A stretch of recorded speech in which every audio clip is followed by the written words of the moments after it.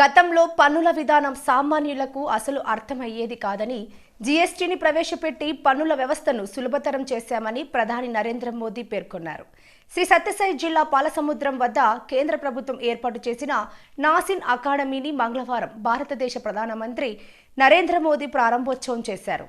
శ్రీ సత్యసాయి జిల్లా గోరెంట్ల మండలంలోని పాలసముద్రం గ్రామం వద్ద NACIN national academy of customs indirect taxes narcotics అకాడమీని కేంద్ర ప్రభుత్వం పూర్తి చేయడం జరిగింది. సందర్భంగా ఏర్పాటు చేసిన సమావేశంలో ప్రధానమంత్రి మాట్లాడుతూ నీతి ఆయోగ్ విడుదల చేసిన లెక్కల ప్రకారం ఈ ప్రభుత్వం తీసుకున్న చర్యల వల్ల దేశంలో 25 కోట్ల మంది ప్రజలు పేదరికం నుంచి బయటపడ్డారని మోదీ వెల్లడించారు.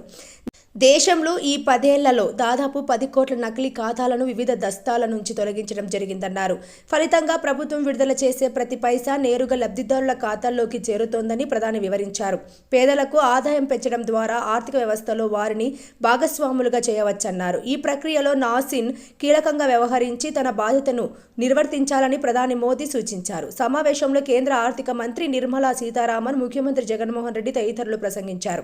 ఈ కార్యక్రమంలో ప్రధానమంత్రితో పాటు ఈ రాష్ట్ర governor Shri justice S Abdul Nazeer, కేంద్ర ఆర్థిక శాఖ సహాయ మంత్రులు పంకజ్ చౌదరి, డాక్టర్ భగవత్ కిషాన్ రావు కరాడ్, హిందూపురం పార్లమెంటు సభ్యులు గోరెంట్ల మాధవ్, రాష్ట్ర ఆర్థిక శాఖ మంత్రి బుగ్గన రాజేంద్రనాథ్, కేంద్ర రెవెన్యూ కార్యదర్శి సందీప్ మల్హోత్రా, సిబిఎస్ఈ చైర్మన్ సందీప్ కుమార్ వర్మ, రాష్ట్ర ప్రభుత్వ ప్రధాన కార్యదర్శి డాక్టర్ కెఎస్ జవహర్ రెడ్డి, రాష్ట్ర DGP Rajendranath Reddy, Penukonda MLA Malagundla Shankar Narayana, Puttaparthi MLA Sridhar Reddy, AHUDA chairperson Mahalakshmi Srinivas, జిల్లా collector P Arun Babu, joint collector Abhishek Kumar, NACIN అధికారులు తదితరులు పాల్గొన్నారు.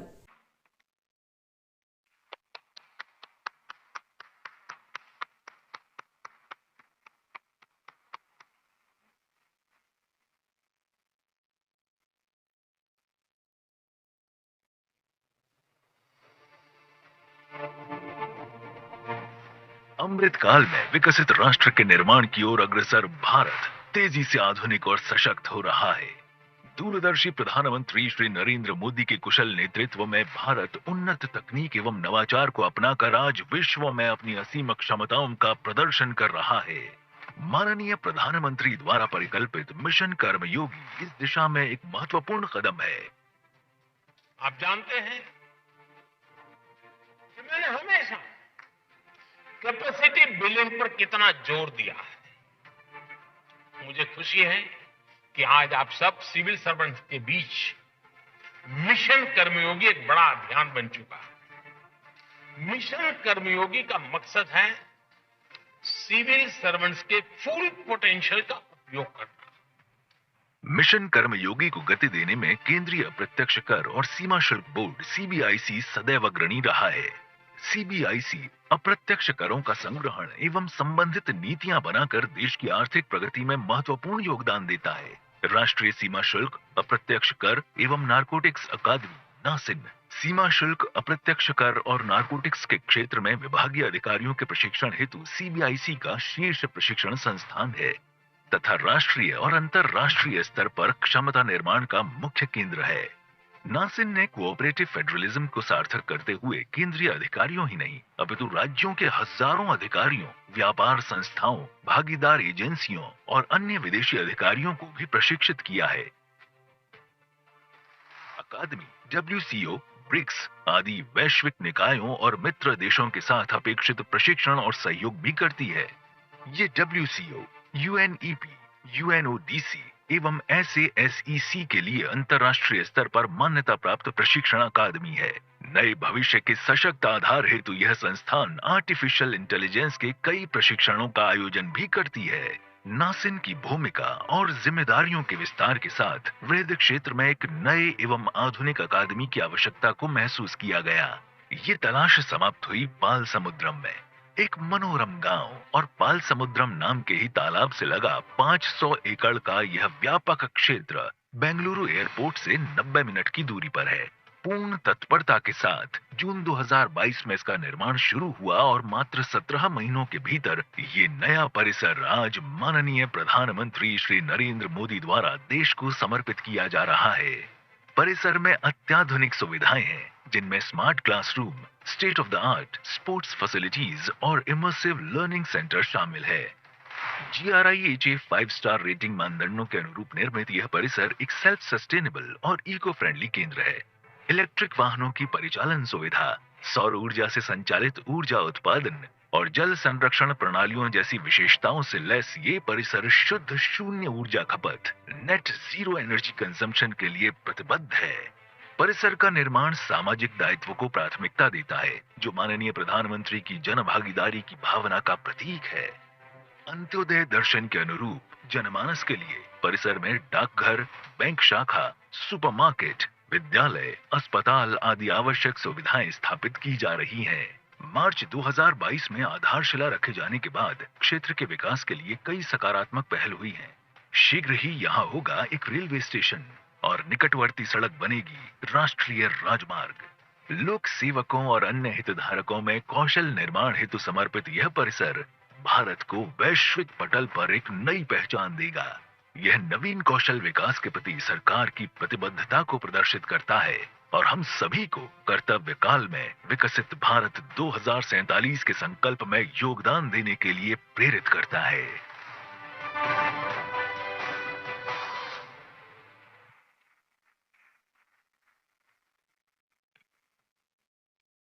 अब वह क्षण आ गया है जिसकी हम सभी को प्रतीक्षा थी। मैं माननीय प्रधानमंत्री जी से विनम्र निवेदन करता हूं कि वे आज के इस पावन अवसर पर अपनी ओजस्वी वाणी तथा बहुमूल्य विचारों से हमें अनुग्रहित करें।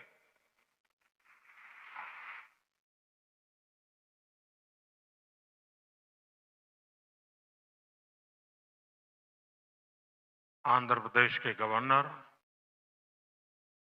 श्रीमान एस अब्दुल नजीर जी, मुख्यमंत्री जगन मोहन रेड्डी जी, केंद्रीय मंत्रिमंडल के मेरे सहयोगी निर्मला सीतारमण जी, पंकज चौधरी जी, भागवत कराड़ जी, अन्य जनप्रतिनिधि, देवी और सज्जनों, आप सभी को national academy of customs, indirect taxes and narcotics के इस शानदार कैंपस की बहुत बहुत बधाई।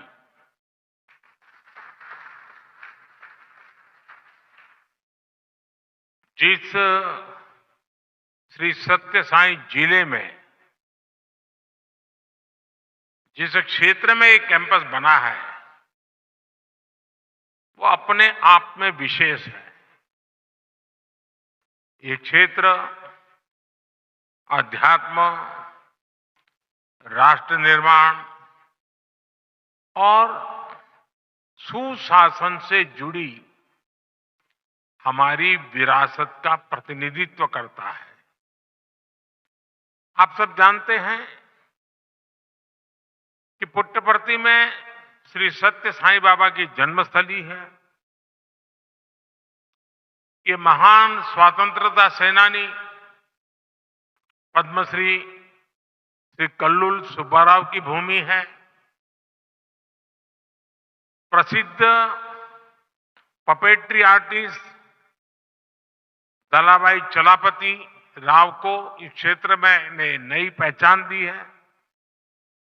इस धरती से विजयनगर के गौरवशाली राजवंश के सुशासन की प्रेरणा मिलती है।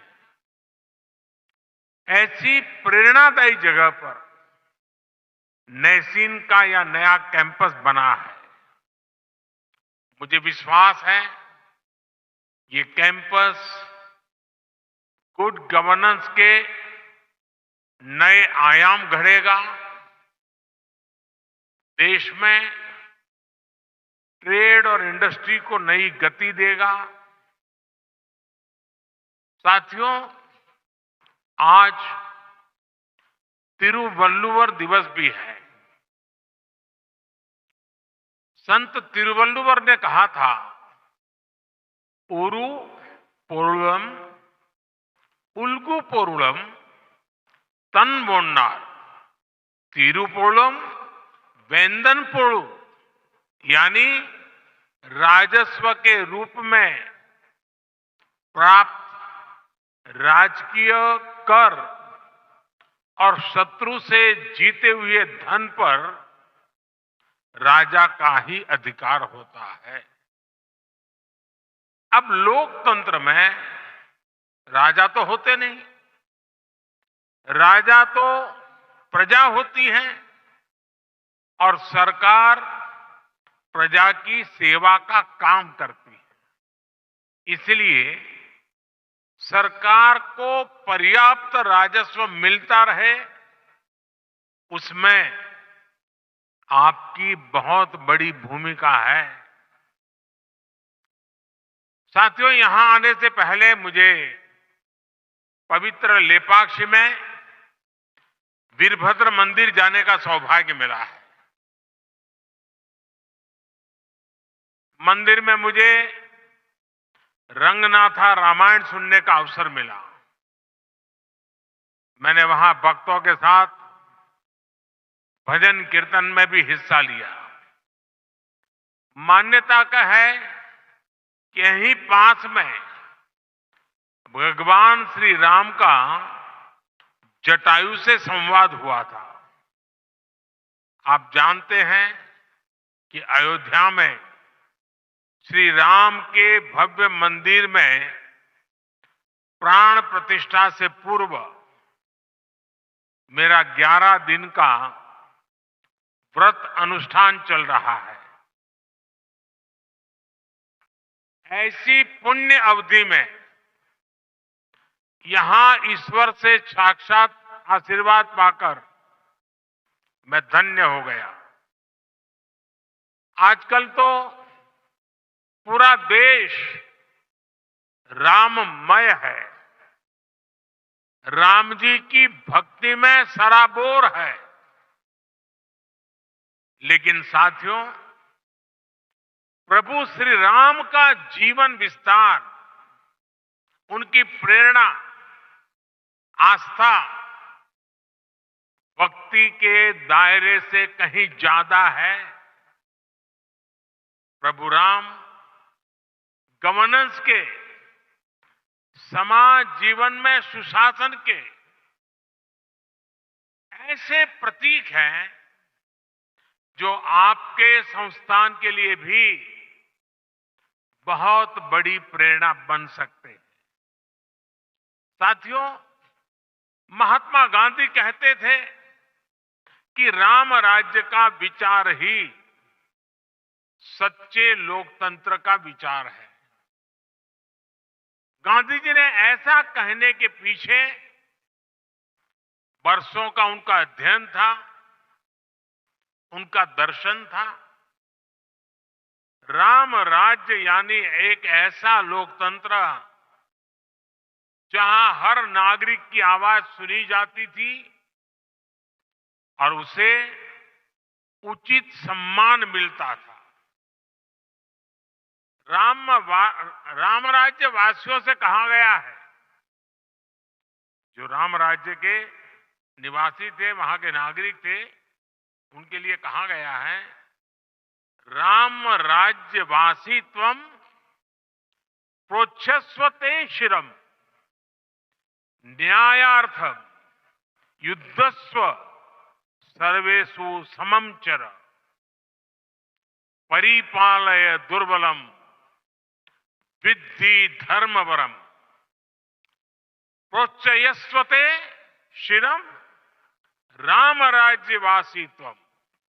अर्थात राम राज्यवासियों, अपना मस्तक ऊंचा रखो, न्याय के लिए लड़ो, सबको समान मानो, कमजोर की रक्षा करो, धर्म को सबसे ऊंचा जानो, अपना मस्तक ऊंचा रखो, तुम राम राज्य के वासी हो। राम राज्य सुशासन के इन्हीं 4 स्तंभों पर खड़ा था, जहां सम्मान से, बिना भय के हर कोई सिर ऊंचा करके चल सके, जहां हर नागरिक के साथ समान व्यवहार हो, जहां कमजोर की सुरक्षा हो और जहां धर्म यानी कर्तव्य सर्वोपरि हो। आज 21वीं सदी के आपके आधुनिक संस्थान के 4 सबसे बड़े ध्येय यही तो है। एक, एडमिनिस्ट्रेटर के रूप में रूल्स और रेगुलेशंस को लागू करने वाली इकाई के रूप में आपको इस बात को हमेशा याद रखना है। साथियों, नैसिन का रोल देश को एक आधुनिक इकोसिस्टम देने का है। एक ऐसा इकोसिस्टम जो देश में व्यापार कारोबार को आसान बना सके,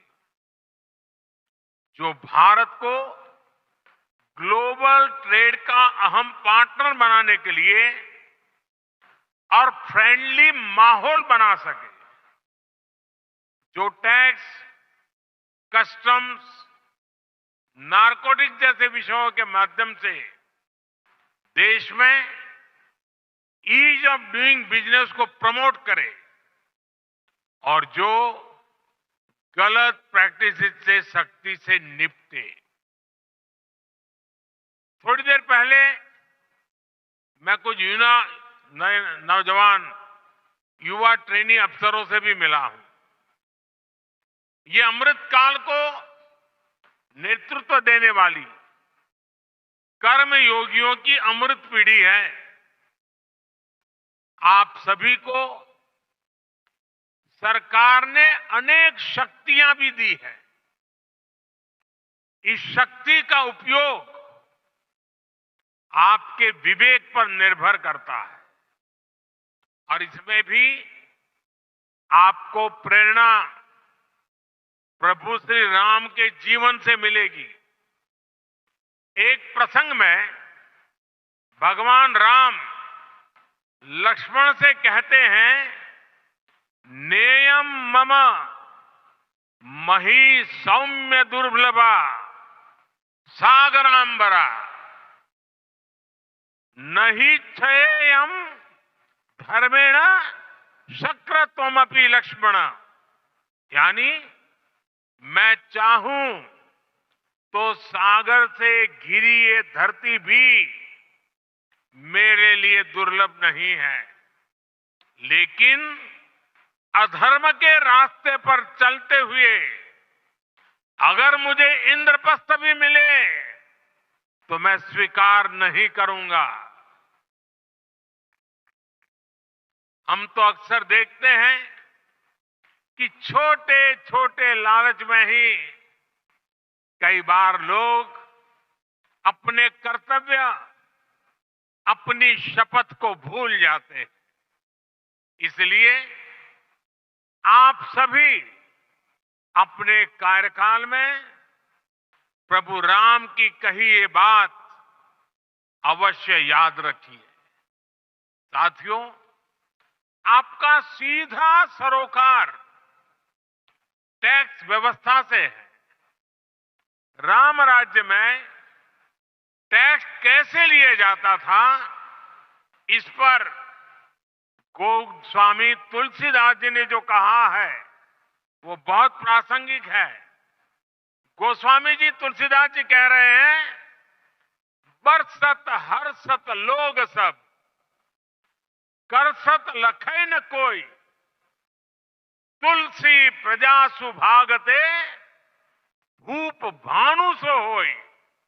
अर्थात सूर्य पृथ्वी से जल खींचता है और फिर वही जल बादल बनकर वर्षा के रूप में वापस धरती पर आता है, समृद्धि बढ़ाता है। हमारी टैक्स व्यवस्था भी वैसी ही होनी चाहिए।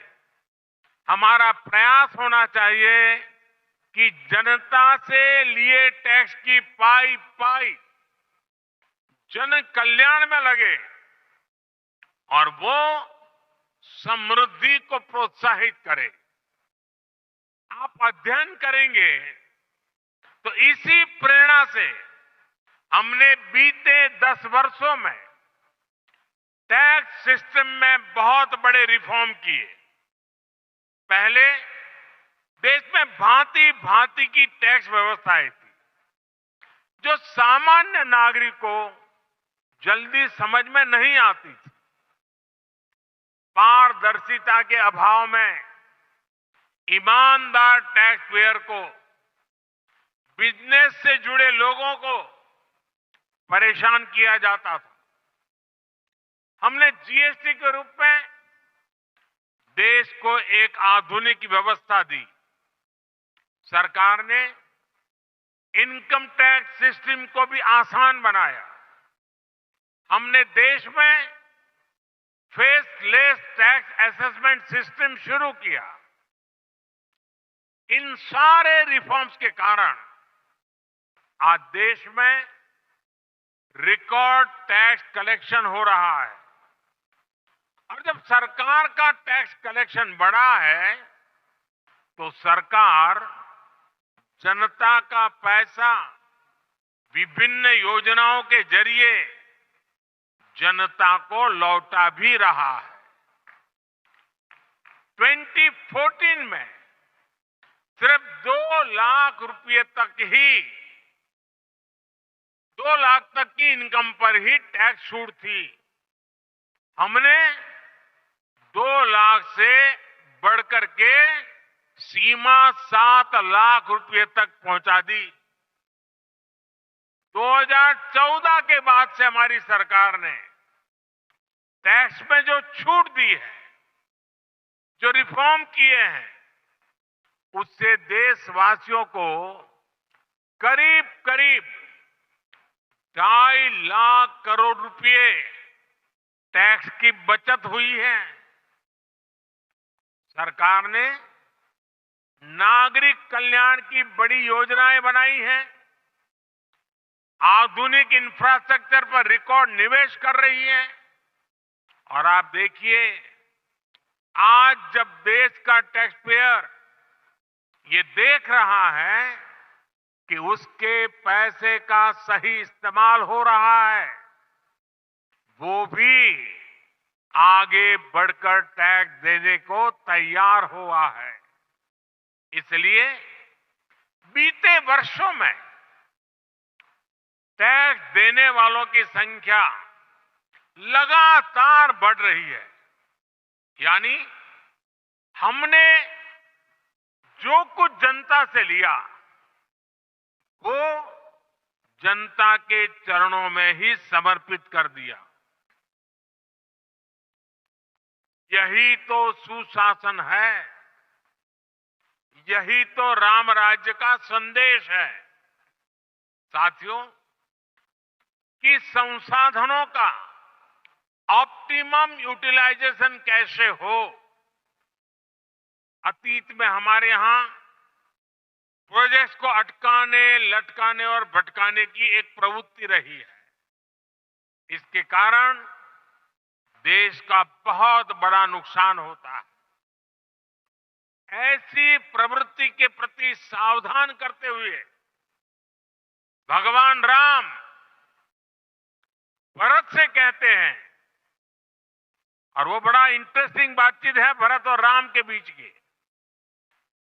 राम भरत से कहते हैं, कच्चिदर्थम विनिश्चित्य लघु मूलम महोदयम क्षिप्र भार भसे कर तुम न दीर्घयसी राघव।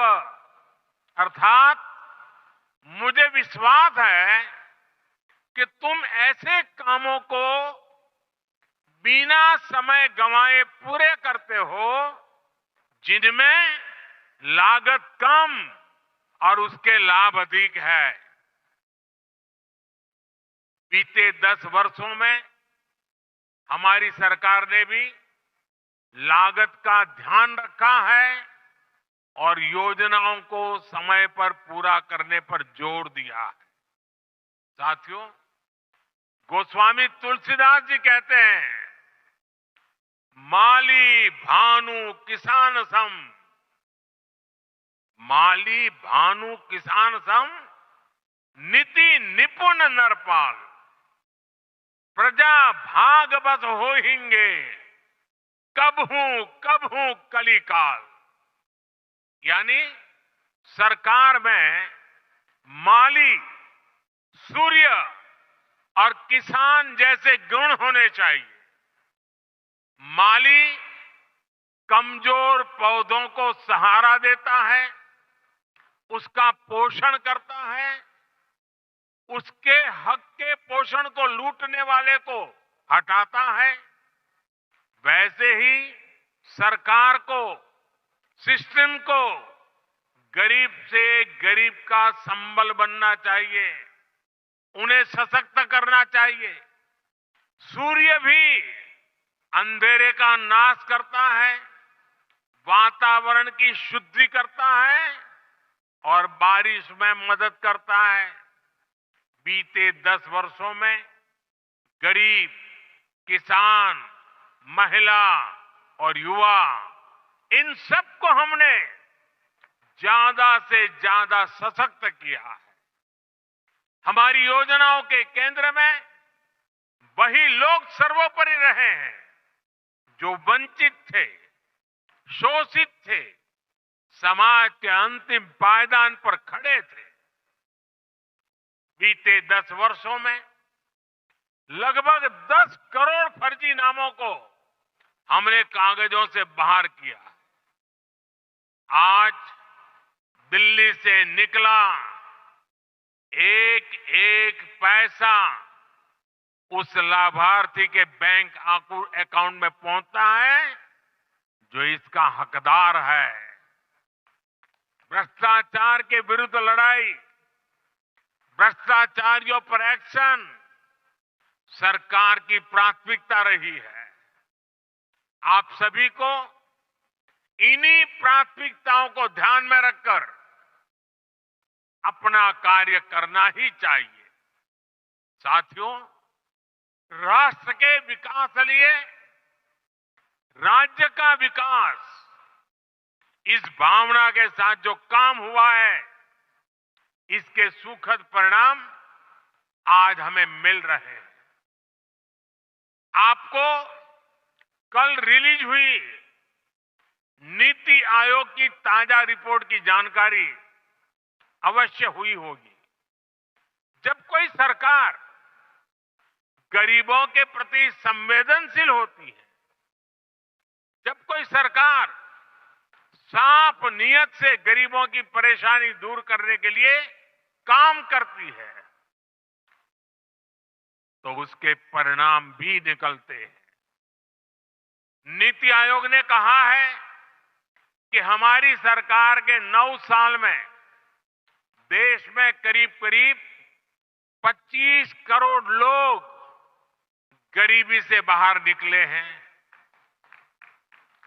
जिस देश में दशकों तक गरीबी हटाओ के नारे दिए जाते रहे, उस देश में सिर्फ 9 साल में करीब 25 करोड़ लोगों का गरीबी से बाहर निकलना ऐतिहासिक है, अभूतपूर्व है।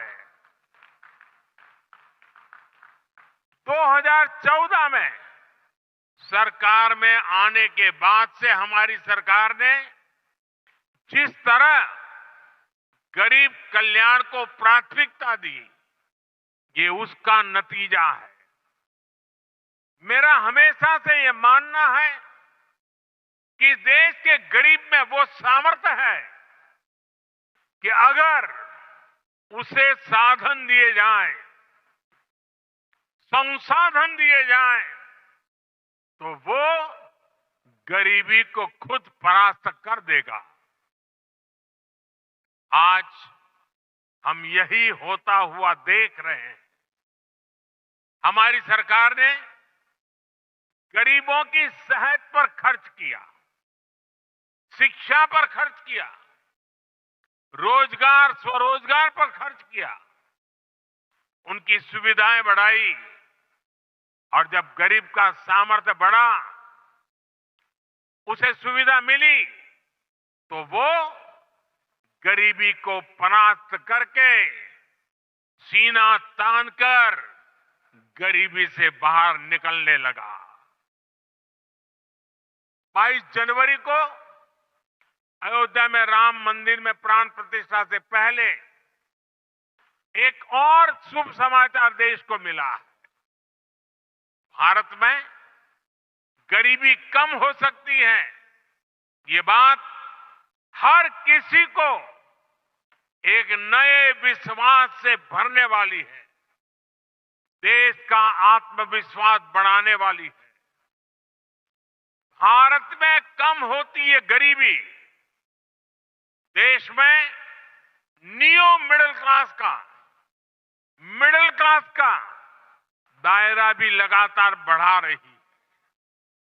आप इकोनॉमी की दुनिया के लोग जानते हैं कि नियो मिडिल क्लास का बढ़ता हुआ ये दायरा इकोनॉमिक एक्टिविटीज को कितना ज्यादा बढ़ाने जा रहा है। निश्चित तौर पर ऐसे में आपको नैसीन को और ज्यादा गंभीरता के साथ अपना दायित्व निभाना है। साथियों, आपको याद होगा, लाल किले से मैंने सबका प्रयास की बात कही थी। सबका प्रयास का महत्व क्या होता है, इसका उत्तर भी हमें प्रभु श्री राम के जीवन से ही मिलता है। श्री राम के सामने विद्वान, बलशाली और संपन्न लंकाधिपति रावण की विराट चुनौती थी। इसके लिए उन्होंने छोटे छोटे संसाधनों, हर प्रकार के जीवों को इकट्ठा किया, उनके साझे प्रयासों को एक विराट शक्ति में बदला और अंत में सफलता राम जी को ही मिली। ऐसे ही विकसित भारत के निर्माण में भी हर अधिकारी, हर कर्मचारी, हर नागरिक की अहम भूमिका है। देश में आय के साधन बढ़े, देश में निवेश बढ़े, देश में व्यापार कारोबार करना आसान हो, इसके लिए हम सभी को मिलकर काम करना है। सबका प्रयास, इस मंत्र को लेकर के चलना है। नैसीन का यह नया कैंपस अमृत काल में सुशासन की प्रेरणा स्थली बने, इसी कामना के साथ आप सभी को फिर से बहुत बहुत बधाई, धन्यवाद।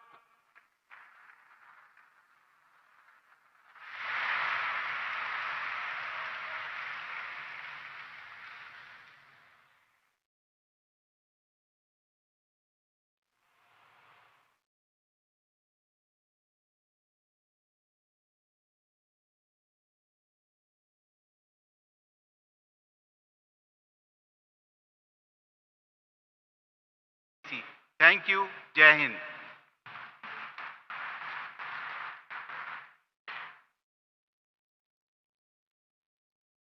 I thank the respected Chairman CBIC for his gracious welcome address. I now request the Honorable Union Finance Minister Srimati Nirmala Sitharaman ji to kindly address the gathering.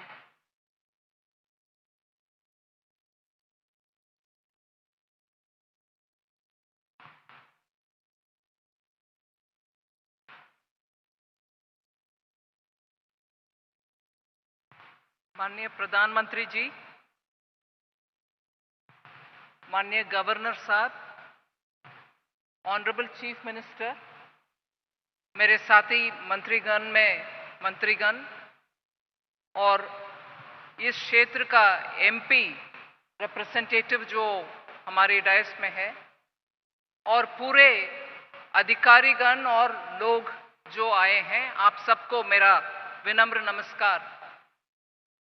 Because this is in Andhra Pradesh, I would like to speak a few words in Telugu. ఇది దేశంలోనే అతి ఉన్నతమైన ఒక మంచి training వ్యవస్థ. భారతదేశంలో revenue సర్వీస్లో వచ్చే అధికారిகள் అందరికీ ఇక్కడ మంచి సదుపాయాలతోటి వాళ్ళకు ట్రైనింగ్ ఇవ్వడానికి ఎలాగా ఐఏఎస్ అధికారి లబాస్నా అంటారు, మసూరీలో వెళ్ళి ట్రైనింగ్ తీసుకుంటారు, ఎలాగా ఐపీఎస్ అధికారి హైదరాబాద్లో ఉన్నటువంటి సర్దార్ పటేల్ ఇన్స్టిట్యూట్లో వెళ్ళి ట్రైనింగ్ చేసుకుంటారు, అట్లాగా ఐఆర్ఎస్ అది కూడా కస్టమ్స్, ఇండైరెక్ట్ ట్యాక్సెస్ జిఎస్టీ లాంటి ఆర్ ఎక్సైజ్ డ్యూటీ ఇట్లాంటి క్షేత్రంలో పనిచేసే రెవెన్యూ సర్వీస్ అధికారి అందరికీ ఇక్కడ ట్రైనింగ్ ఇవ్వడానికి ఒక మంచి వ్యవస్థ. ఇది మోడర్న్ వ్యవస్థ, అందువల్ల వరల్డ్ కస్టమ్స్ ఆర్గనైజేషన్ కూడా దీనికి మంచి గుర్తింపు ఇచ్చి ఇక్కడ south east Asian countries and మనం చెప్పే సింగపూర్, థాయిలాండ్, కంబోడియా లాంటి ప్రదేశం నుంచి స్టేట్స్ నుంచి కూడా ఇక్కడ తీసుకొచ్చి వాళ్ళ ఆఫీసర్స్కి ట్రైనింగ్ ఇవ్వగలిగే ఆ స్థాయిలో ఉంది అని గుర్తింపు ఇచ్చారు మన ఈ పాలసముద్రం కేంద్రానికి. ఇది ఇవాళ మన పెద్ద సౌభాగ్యం అని నేను అనుకుంటాను. మాన్య ప్రధానమంత్రి గారు ఇవాళ ఇక్కడ వచ్చి మనకి ఈ ఇన్స్టిట్యూట్ని దేశానికి అర్పణ చేయడానికి వచ్చారు. వారు బాగా వ్యస్తత బిజీగా ఉన్నటువంటి ఈ టైంలో మనకి టైం ఇచ్చారనే దానికి నేను ఫినాన్స్ మినిస్ట్రీ తరపు నుంచి వారికి నా కృతజ్ఞతలు చెప్పి నా మాటని ముగించేస్తాను. కానీ ఒక్క విషయం, ఆంధ్రప్రదేశ్లో ఉన్నటువంటి ఇక్కడ మనం నిలబడి మాట్లాడే ఆ సందర్భంలో 500 ఎకరం ఆంధ్రప్రదేశ్ గవర్నమెంట్ మనకి ఇవ్వడం, అది కాకుండా ఇంకా ఒక 10 ఏకర్ భూమి స్కూల్ కేంద్రీయ విద్యాలయ పెట్టడానికి పాలసముద్రంలో ఇవ్వడం, అది కాకుండా హంద్రీ నీవా నుంచి డైరెక్ట్గా ఒక నేషనల్ ఇన్స్టిట్యూట్ ఇక్కడ మనం పెడుతున్నాం అనే దానికోసం మంచినీళ్ళ సరఫరాకి కూడా వెంటనే స్టేట్ గవర్నమెంట్ స్పందించడం, 2014 నుంచి ఇవాళ వరకు ఉన్నటువంటి అప్పుడు ఉన్నటువంటి గవర్నమెంట్ అయినా ఇప్పుడు ఉన్నటువంటి గవర్నమెంట్ అయినా మంచి సహకారం ఇవ్వడం వల్ల ఈ పెద్ద ఒక వ్యవస్థ ఇక్కడ మనం చేయగలిగాం. అందువల్ల ఆంధ్రప్రదేశ్ సర్కార్ 2014 నుంచి ఇవాళ వరకు ఉన్నటువంటి గవర్నమెంట్కి నేను నా కృతజ్ఞతను చెప్పించి నా మాటను ముగించేస్తాను. ధన్యవాదాలు.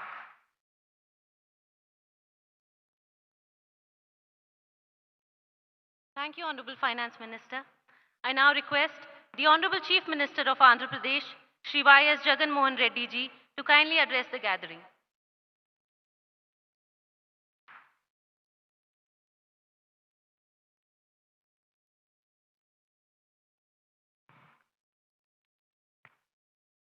Esteemed Prime Minister Shri Narendra Modi ji, Honorable Governor of Andhra Pradesh Shri Abdul Nazir ji, Union Minister of Finance Srimati Nirmala Sitharaman ji, Ministers of State for Finance Shri Pankaj Chaudhary ji and Shri Bhagwat Kharad ji, my colleagues in the State Cabinet, officials from the Government of India and Government of Andhra Pradesh, and distinguished guests. It is indeed a privilege to participate in the inaugural event of the second campus of the National Academy of Customs, Indirect Taxes and Narcotics, NACIN, a preeminent institution that enables comprehensive training and capacity building in the fields of customs, indirect taxes and narcotics control. For officers representing various entities such as CBIC, Narcotics Control Bureau, and so forth. And a few words in Telugu so that the audience could better understand how good an institute this is. My profound thanks ఈ సందర్భంగా శ్రీ నరేంద్ర మోడీ గారికి. ఎందుకనంటే అత్యంత వెనుకబడిన జిల్లాలలో ఒక జిల్లా అయిన ఈ అనంతపురం జిల్లాలో ఒక వరల్డ్ క్లాస్ ఇన్స్టిట్యూటు, ఒక వరల్డ్ క్లాస్ అకాడమీ ఇక్కడికి తీసుకొచ్చే ఒక గొప్ప ప్రయత్నము, అడుగులు పడడమే కాకుండా ఇది సాధించేందుకు శ్రీమతి నిర్మలా సీతారామన్ గారు అనేక సందర్భాలలో ఇక్కడికి రావడం, అనేక సందర్భాలలో ఎఫర్ట్స్ పెట్టడం కూడా మన కళ్ళ ఎదుటే కనిపించిన వాస్తవం. ఇక్కడ నిజంగా వస్తూ ఉన్న ఈ మంచి ఇన్స్టిట్యూటు మన రాష్ట్ర పేరును, ప్రతిష్టను మన దేశంలోనే కాదు అంతర్జాతీయ స్థాయిలో కూడా ఇంత world class, state of the art, latest